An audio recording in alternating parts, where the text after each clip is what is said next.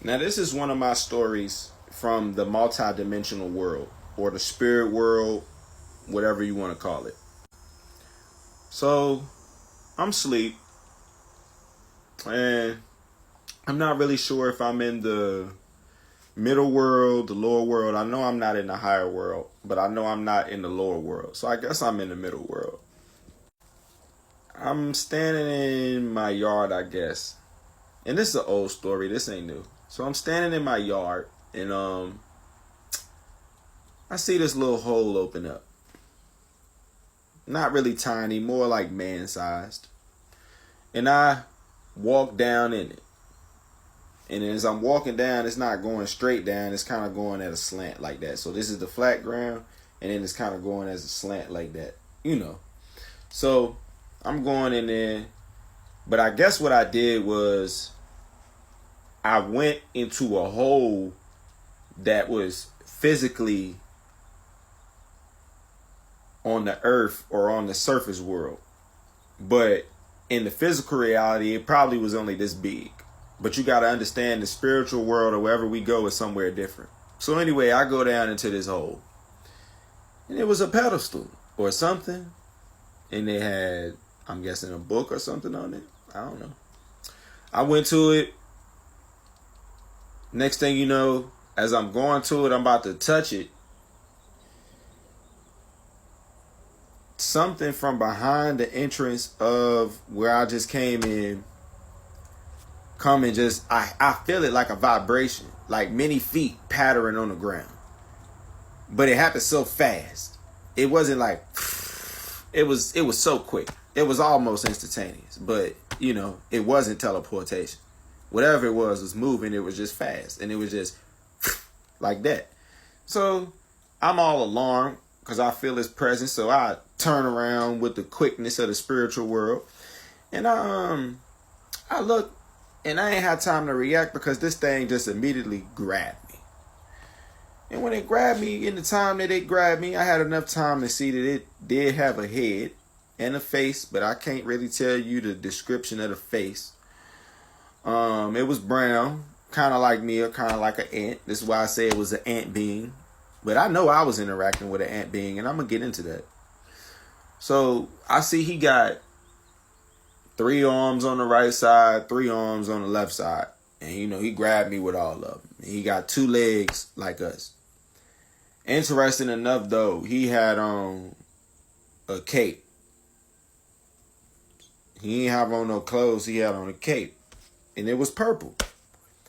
I don't know why it was purple. I don't know what it symbolizes. I don't know if he was royalty. I don't know what he was. I don't know. I don't feel like he was trying to hurt me, though. I feel like he grabbed me and sent me back. So when he grabbed me, he took me and spun me around real fast, like in a vortex. And I don't know if you've ever researched vortex energy and stuff like that. But yeah, he spun me around in a vortex real fast. And then, whoosh, I just woke up. And I was like, what in the world? What happened? What did I just see?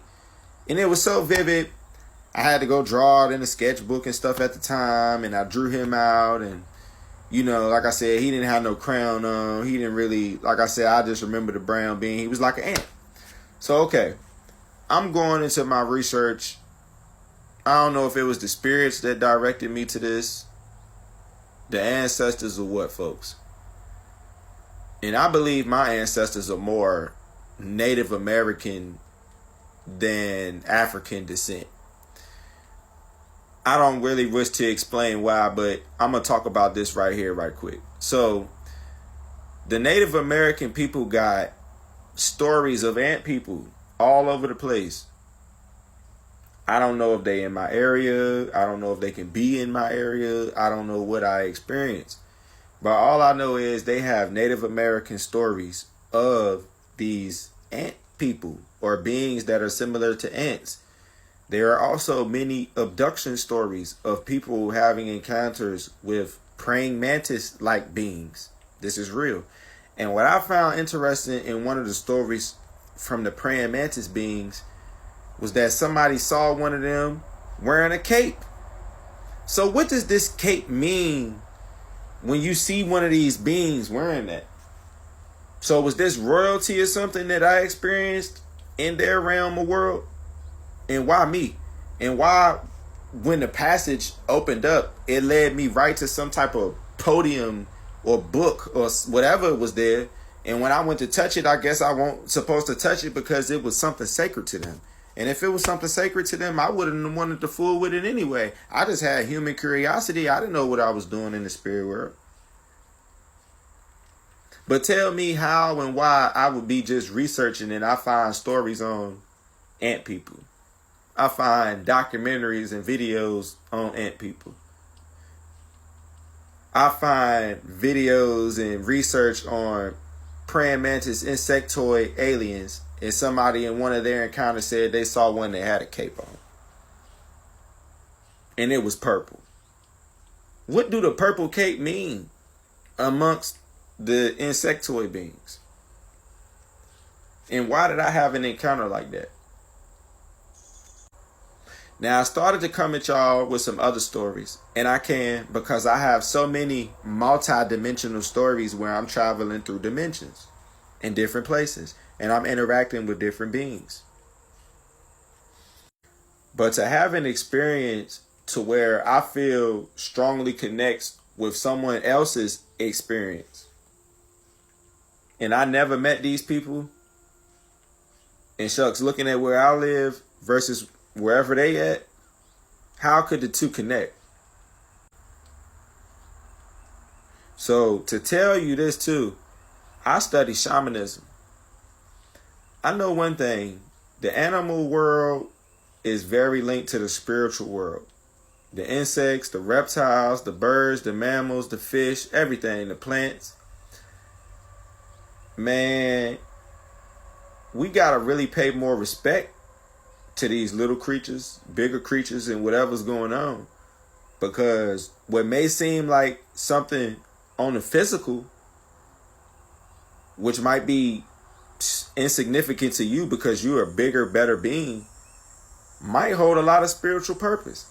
Now, also, too, when I was reading the Bible, it says something about ants. I think how you should pay attention to ants, study ants, not step on or squander the ants or something like that. Just be mindful of the ants, something like that. What if the little ants got an extraterrestrial connection or a connection that comes off of this planet? Because a lot of other animals do. Cats ain't from here. They starting to find out. Dogs got a divine connection with us. Dolphins, octopuses, whales. They starting to say, well, they've been talking about chimps and apes and monkeys. But I guess we don't pay attention to bees, butterflies, spiders. I mean, think about this. Spiders be spinning a web. And I watched one called a writing spider. I see why they call writing spiders. But what if they was writing or encoding something in that web and we could never even understand it? So what if I'm trying to say is that these ant beings that are talked about in history, legend and myth, that I had an experience with, what if they seeded the actual ants on this planet for some purpose and we don't understand? And it was so tiny that we didn't look at it because we wasn't paying attention to the ants or the bees or whatever else, or the animals. And this is shamanism stuff. And I'm not going to get into that. I could make a whole video on shamanism, but we're not here for that. But tell me what y'all think, or if you have any information, or if you've heard anything about ant people or ant beings, or maybe insectoid beings. Let me know if you've had a similar experience. Let me know what you could find on about why they had that purple cape on, or what it means when an insectoid being wears a purple cape, or if an ant person has on a purple cape or something like that. Please tell me. And what you think my experience meant, if you have insight on that. And that's an old story. I have many more multi-dimensional stories that I'm going to be sharing with y'all now that my channel is growing, now that my followers are growing, now that my likes are growing. I have many more stories and encounters. I have physical stories too, not just spiritual ones. So we're going to get into all that deeply over the next few days, over the next coming weeks and months. We're going to talk about all of that.